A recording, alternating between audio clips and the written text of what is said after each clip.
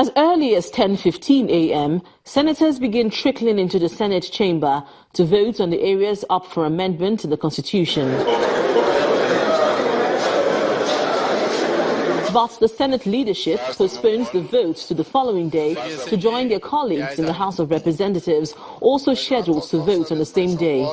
Senators instead begin a debate on the parts of the Constitution slated for amendment. Some of the key highlights of the amendments are local government autonomy, independent candidacy, setting a time frame within which the President or Governor shall forward to the Senate or State House of Assembly names of ministerial nominees or commissioners, and attachment of the portfolios of the nominees. The reduction of the age qualification for the offices of President, Senate and House of Representatives was widely supported. That when you look at the requirement for age for such offices across the world, the lower house and the provincial house usually is 25. And the argument is, if you are old enough to die for your country, you ought to be old enough to hold office in your country. However, lawmakers want a second look at the amendments seeking local government autonomy.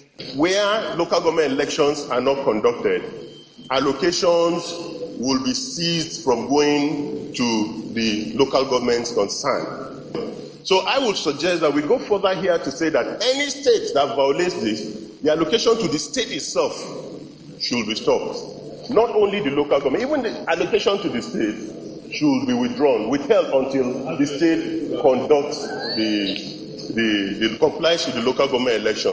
I want to move a motion that we, in the consideration of these amendments, have additional clause and bill to amend the relevant section of the Constitution whereby INEC will conduct local government elections.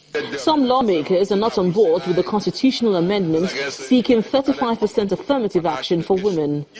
A lawmaker from the Niger Delta voiced his disapproval over the exclusion of fiscal federalism from this phase of constitution amendment. In the same thing now, if you say 35% must be women, Mr. President, as I'm talking to you today, statistics are showing that women outnumbered men as we are talking today.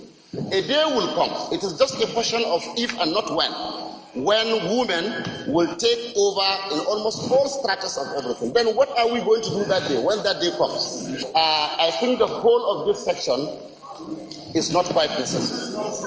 As we are today, women are very well represented. Federal lawmakers in both chambers are scheduled to vote on Wednesday, July 26th on the different clauses up for amendment.